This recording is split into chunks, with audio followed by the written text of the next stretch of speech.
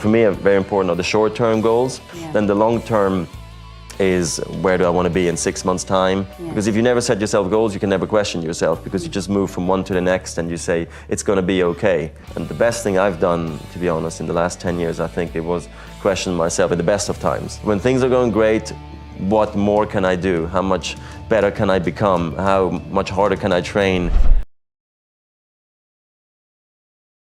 The bolder we can be, the better. The more we can break the rules, the better off we're going to be, because the world is full of ideas today. And if we don't do it, somebody else is going to do it. In fact, I'd say little startups are capturing a lot of the growth today, even in our space, even in the food and beverage space. So in many ways, in our company, we have to act as if we are a bunch of little startups. And that's what we are, a bunch of little startups. So in order to do that, we've got to allow people to be bold, write the rules any way they want, and that's what they're doing in our company.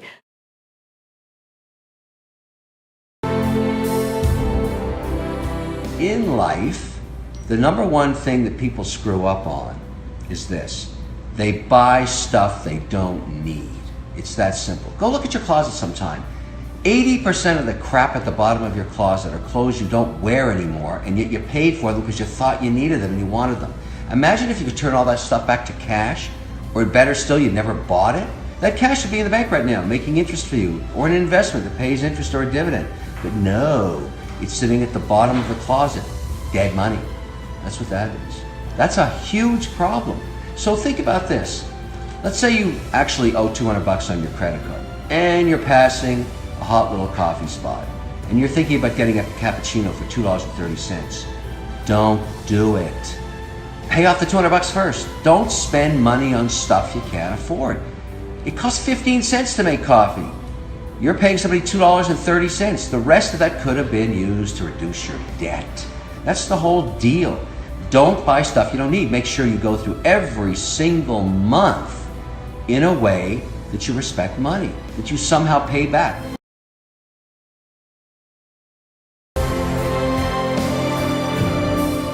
You look at the world around you, where ideas were born, where individuals started in garages. Where did Microsoft, where did Apple, where did Amazon, where did Google, where did Facebook come from? They came from ideas that people felt something could be done and that they could make a difference.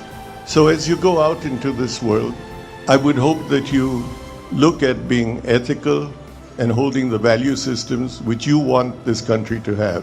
If you think you cannot make a difference, I'd say you very well can make a difference if you so desire. If you speak or sit next to a Nobel laureate, he never tells you that he won a Nobel Prize. Other people tell you. So let humility be your best defense. And I would say that you always need to take a view that, and you shouldn't merely consider yourself successful based on the prosperity you gain for yourself, but you should go home at night feeling satisfied if you have made a difference. That difference is something each one of us can make. We'll have failures and we've had frustrations, but it's a continued commitment that we have to the world around us. Look, running a small business is as difficult as running a large company, because you still have to get growth, you've still got to meet payroll, you've still got to worry about all the constituencies. I think the advantage that us big company CEOs have is that we have a network of people we can talk to and get advice. I think it's important that people who run small businesses rely even more on blogging networks or the digital world to seek other people who are also running small companies to get advice. Because at the end of the day, you can't rewrite the book on every issue that you have. You've got to seek people who've been through that and then learn from all of the experiences they have and build from that. And so I think it's very, very important people who run small businesses reach out and get advice.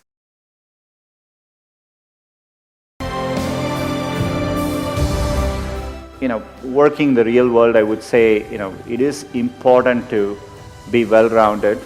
It's important to, try different things, take some risks, And you want to aim high enough that you fail, a few times. I think that's the natural part of the process.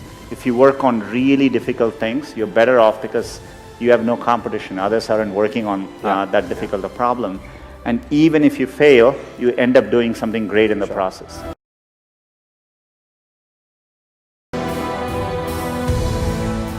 My advice to the young people, any mistake is a wonderful revenue for you. So I told myself and told my young people, before 20 years old, be a good student. When you do entrepreneur, just learn some experience. Before 30 years old, follow somebody. Go to a small company. Normally in a big company, it is good to learn processing. You are a part of a big machine. But when you go to a small company, you learn the passion, you learn the dreams. You learn how to do a lot of things at one time. So before 30 years old, it's not which company you go, it's which boss you follow. It's very important. A good boss teaches you differently. From 30 to 40 years old, you have to think very clearly, you're working for yourself if you really want to be an entrepreneur. When you're 40 to 50 years old, you have to do all the things that you are good at. Don't try to jump into the new area. It's too late. You may be successful, but the rate of dying is too big. So 40 to 50, think about how can you focus on things that you are good at. But when you are 50 to 60 years old, work for the young people because young people can do better than you. So rely on them, invest on them, making sure they're good. I remember very clearly 6 or 7 years ago when you started pushing Pepsi in the direction of healthy foods, and you got hammered by some of your shareholders saying, focus on profits. If you're making more money off of the sugary soft drinks, don't get caught up in political correctness. That was a pretty tough time for you. Yeah, I mean, what would they say today? Well, now it looks okay. But that requires a 7-year focus. I think they were looking quarter to quarter. No, you're right, Alan. I think every issue we are facing today is long-term in nature and requires systematic solutions. When we have political cycles that are short-term in nature and investors who are short-term in nature. So the question is, who is going to address these issues? We're looking at everything through a microscope, and we've got to look at a microscope and a telescope. From my perspective, that is the only strategy I knew, and that's the only strategy I know. If my board, my investors didn't like that, I wouldn't be sitting here with you today. But I was very comfortable that that was the only way the company should go because I was looking at the consumer data, I was looking at societal data, and I realized that our strategy to shift the portfolio, becoming more environmentally conscious and creating an environment that was good for our employees was the only shareholder value creating strategy in the long term. We would be very naive to believe that we're not going to be criticized. I mean, that's just part of the terrain. You have to accept that. One thing I tell people is if you're going to do anything new or innovative, you have to be willing to be misunderstood. If you can't afford to be misunderstood, then for goodness sake, don't do anything new or innovative.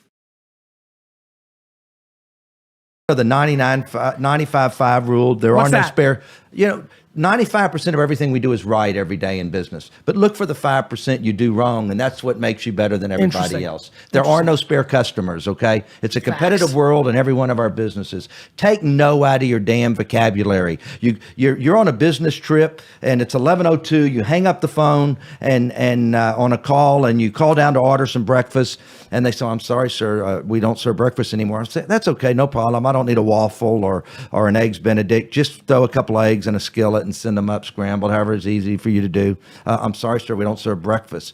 Why are you telling me no? I didn't ask you for anything special. You're going to throw a burger in the pan, just throw me a couple of eggs and take care of me. B, you're in the hospitality business, okay? And you're telling me no. And everybody's in the hospitality business no matter what they do. You take care of your customer, okay? You take care of your customer. It's no different than we walk in and your people meet us polite. You put a welcome up on the screen. You come in here, everybody couldn't be, can I get you some water? Tell me, can I do this for you? You're in the service business. Everybody so why is. do you want to be an ass and say no to somebody when it's just as easy to say yes, or you just give an alternative? Because the company's being run by somebody who's not. Let me ask you this. Before he passed away, you spent some time with Steve Jobs. Yep. And I was hoping you could share with us a little bit of what that conversation was like and its impact on the way you managed the organization. You know, he was very, very gracious to agree to see me when I first became CEO. I didn't know him, but I knew somebody who knew him, and he said, come on down to the Apple offices, and I went by to see him, and he said he'd give me a half hour and give me a couple of hours. And he taught me a lot in those 2 hours. First, we talked about our mutual love for vegetarianism, because I'm a vegetarian, he was a vegetarian. But once we crossed those basic introductory topics, he asked me what I was interested in making a mark on in PepsiCo, which included things like design, transforming the portfolio. And this is what he said to me: if design is important to you, it has to report to you, because it's a new skill you have to build in the company. If you don't show CEO support for that function, don't even get started on the journey. The other thing he told me, which was unusual for me, because it was just not in my personality to do that, he said, if you really feel strongly about something and you don't like something people are doing, throw a temper tantrum. Throw things around, because people have got to know that you feel strongly about it. And I talked to his agency partners, and they said that if you showed Steve a campaign or showed him a design for a product, and if he didn't like it, he would throw the papers across the room and make them work all night. Now, I haven't gone that far, but I'm beginning to use certain words a little bit more freely, and I am screaming a bit more. When I say screaming, you know, pounding the table and saying, you know, this is a piece of something, go redo it, which, you know, was really not the way I was, but it is effective, right, because it shows the passion that I have for what I'm doing. My 25-year-old self, dude, do whatever you have to do to make sure you don't ruin your name. You have to be the most dependable person anybody knows. Starting with yourself, you have to be the person you depend on, okay? So if smoking weed on the weekends or drinking or having hangovers or hanging out with those people, like, makes you feel less about yourself, you have less trust for yourself, you gotta knock those things off. When this is done, maybe make a list. No, make a list. Don't maybe. Make a list of things that you need to knock off that destroy your own personal sense of trust in yourself. This is a big thing that I did when I was 25. I started doing whatever I told somebody I would do, I was gonna do. If I told you I was gonna punch you in the mouth, I'd punch you in the mouth right then. Okay, if I told you I was gonna be there at 4 o'clock, I'd be there early. If I told you I was gonna stay late, I would stay late. Whatever it was, I started building trust back within myself, because the reality is nobody was gonna trust me. I had destroyed so much trust and respect with others and told them over and over again, oh, it's gonna be different this time. So old 25-year-old Grant, rebuild the trust you have in yourself and keep doing that until other people start saying, hey, you changed. You're different now. And that started happening literally within about 3 to 6 months of me starting to make that commitment to say, hey, I'm gonna start rebuilding my own personal trust in myself. My personal self-esteem came up. I wasn't using drugs anymore. I wasn't using alcohol anymore. I wasn't going out on the weekends. I was working when my friends were playing.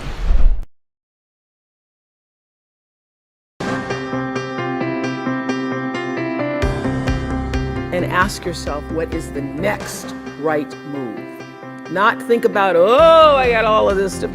What is the next right move? And then from that space, make the next right move and the next right move. And not to be overwhelmed by it, because you know your life is bigger than that one moment. You know you're not defined by what somebody says is a failure for you, because failure is just there to point you in a different direction. I say to my girls all of the time that your real work is to figure out where your power base is and to work on the alignment of your personality, your gifts that you have to give, with the real reason why you're here.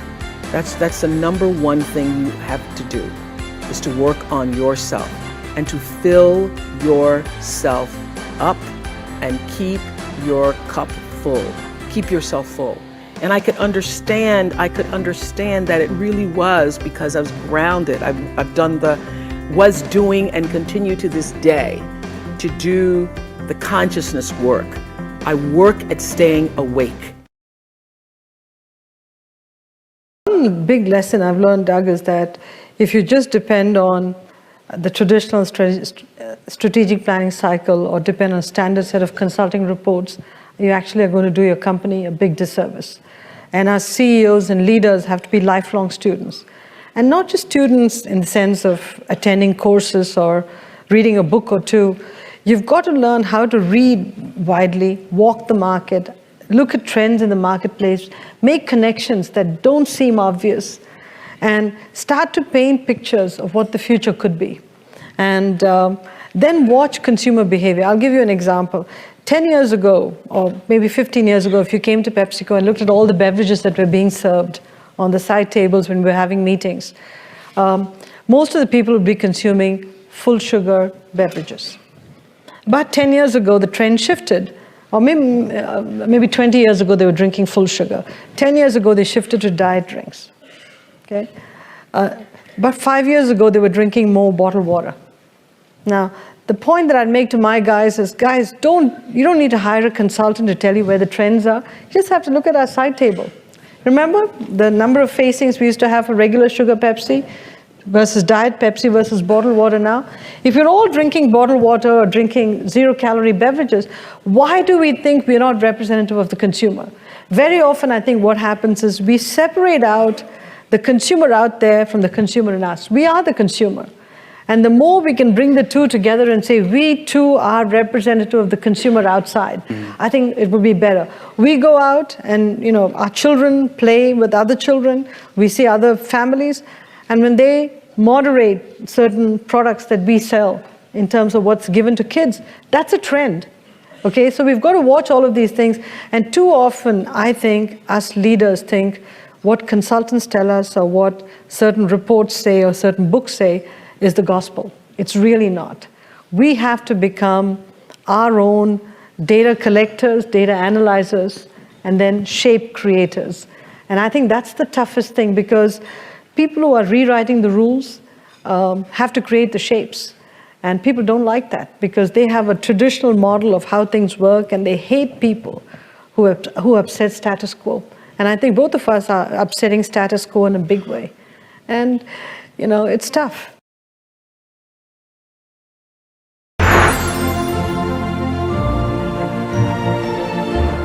If you look around you, you see leaders in positions of power, in politics, in media, in business, all of them with high IQs, great degrees, making terrible decisions.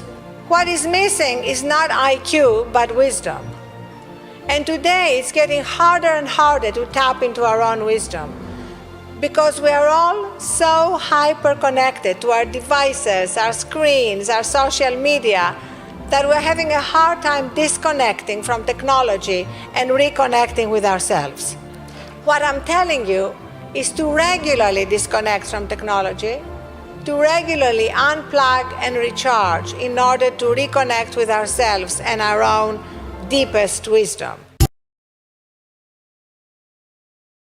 Don't listen to the naysayers. Don't listen to the naysayers.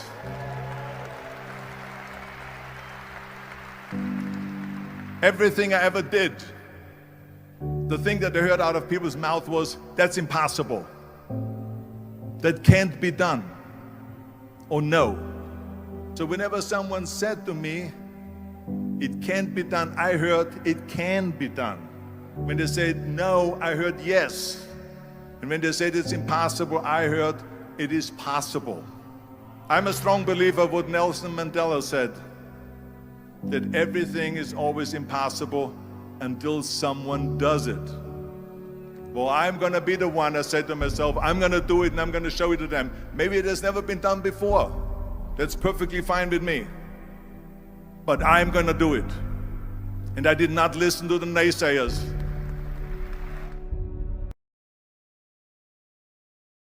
My daughters would say to you that what I've always told them and what they've told me is to follow my dreams, follow their dreams. I remember one particular incident, and my daughter Tara is here, so she's going to be embarrassed if I tell you the story. She was at the Convent of the Sacred Heart in Greenwich all her life. She went there when she was 3. She just graduated a few months ago. And in Sacred Heart, I think the 3rd Wednesday of every month, they have a mother's coffee. I think that's a plot against working women. Because how can I show up at a mother's coffee on Wednesday morning at 9 o'clock? So I didn't. So Tara would say, Mom, you didn't show up for mother's coffee. The first couple of times I went through guilt. So 3rd time I said, wait, got to come up with some coping mechanism here. So the next time she said, Mom, you didn't come for class coffee. I go, yeah, but so-and-so didn't come, so-and-so didn't come, XYZ didn't come. So it was my way of saying, I'm not that bad a mom, you know. They didn't show up too. Which was true. Many of them didn't show up. That was good. You outed them. That was nice. No, it's a coping mechanism. We all have to find our own coping mechanisms. But so then when she came back home that evening, I said, Tara, you know, you keep saying I don't make your class copies. Would you like me to quit my job and stay home? I asked her this question. And I thought she'd say, yeah, great idea, do that. She looked at me and she said, Mom, are you nuts? You worked so hard to get here. Follow your dreams, Mom, I'll be okay. Wow. This was 12-year-old. This is what she said to me. I have never forgotten that answer. I have never forgotten that answer because both my kids said to me, Mom, follow your dreams. You came to the United States with nothing, $50 in your pocket. And you know, I worked as a receptionist at Yale from midnight to 5 a.m. because that paid $3.85 an hour versus $3.35, which was the minimum wage. I wanted that 50 cents more an hour because if I didn't have that, I couldn't buy groceries end of the month. And so that's what I did to put myself through school. And I've told them these stories. So they look at all that and they go, Mom, you've done so much to get here. Follow your dreams. So I tell them always, Willow, follow your dreams.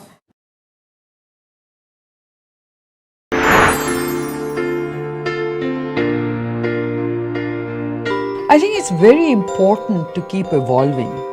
And I think when you have that kind of a mindset, then reinventing yourself or reinventing the business is a natural part of that process. You have to keep challenging the status quo.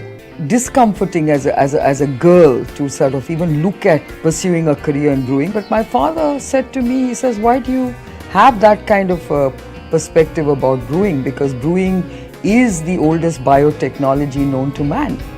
So, you know, I think you should look at it as a science. I think you should look at it as a fermentation science. Well, on a relative basis, yes, I've had it all. Okay, on a relative basis, I'm very fortunate to have a wonderful husband, 2 great kids, a very tight-knit family, and an awesome job with a great team. But you know, to get here and to stay here, I mean, lots of trade-offs, lots of sacrifices, you know, under the water, a lot of collateral damage. But I think somehow I've had the strength to power through all of that. Can you have it all? That's the big question in this definition. I think if you have the right support system, if you have an understanding spouse, if you want to be married, and if you're willing to make all the trade-offs that you need to make, you can have it all. But while you do all that, there will be heartache, there will be pain, there will be some collateral damage underneath the surface. You've got to live with it. Whatever you do, throw yourself into it. Throw your head, heart, and hands into it. I look at my job not as a job. I look at it as a calling, as a passion. And I don't care about the hours. I don't care about the hardship, because to me, everything is a joy. So whatever you do, please look upon it as a calling and a passion, not as a job, not as something temporary. I hate Plan B. And I tell you why. Because we have so many doubters, as I've said earlier, the naysayers. We have so many of those people that say no, and you can't do it, it's impossible. that is okay because we just turn off, as I said earlier, and we listen and we hear the no being a yes. You can't do it, you can do it, and all of that. So that is possible to do that amongst all the negative people around you. But when you start doubting yourself, that's very dangerous. Because now what you're basically saying is that if my plan doesn't work, I have a fallback plan, I have a plan B. And that means that you start thinking about plan B, and every thought that you put into plan B, you're taking away now that thought and that energy from plan A.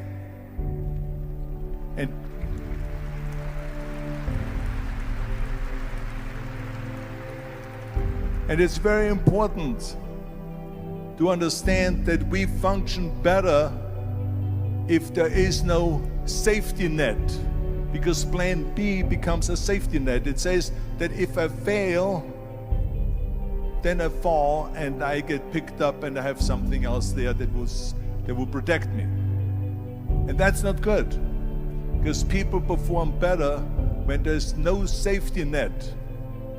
People perform better in sports and everything else if you don't have a plan B. To me, it is very dangerous to have a plan B, because you're cutting yourself off from the chance of really succeeding. And the reason, one of the main reasons why people want to have a plan B is because they are worried about failing. What is if I fail, then I don't have anything else? Well, let me tell you something, don't be afraid of failing, because there's nothing wrong with failing. You have to fail in order to climb that ladder. There's no one that doesn't fail. We all fail. It's okay.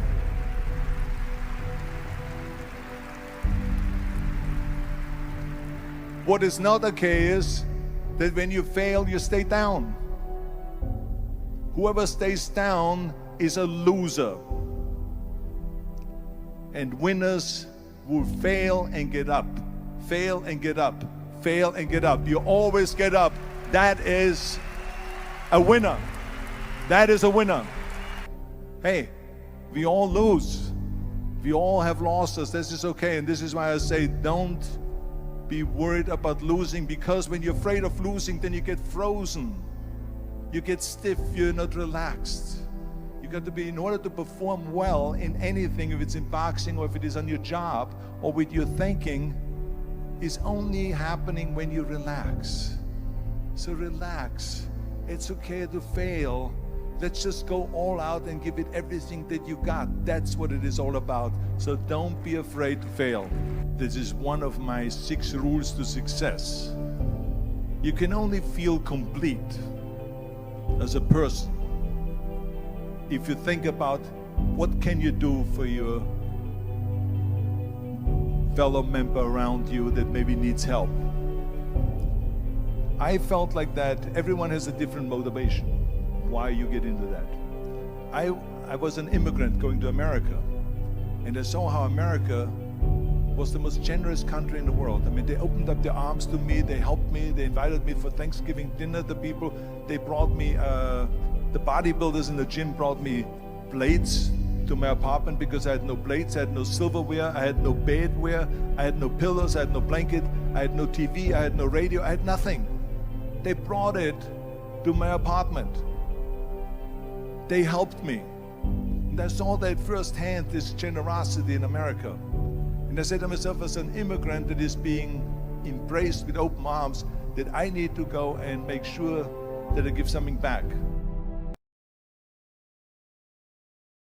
The CEO of today not only has to have leadership skills and an IQ, there's got to be a healthy dose of EQ, the emotional side. Because millennials today, young people today, want to come to work for a company that cares about them. They want to feel connected to the company. And I think it's critically important that we humanize the CEO. The CEO cannot be this imperialist that's sitting there. We've got to humanize the CEO. We have to remove the barriers between the CEO and the front line. And that requires a new skill too. So I don't want to say it's me, but I think a lot of women CEOs actually can do pretty well in today's environment, because by nature we humanize ourselves a lot more, because that's the way we've been brought up. And we listen a lot more, I think. We stop and ask for directions. There's so much we do. And I think that today's world, there's a new breed of CEOs have come up, men and women, who are doing a very, very nice job. But all of them, I think, are a new breed that's learning that the world is completely different and recognizing that EQ is as important as IQ. That's what I'm trying to focus on as much as I can.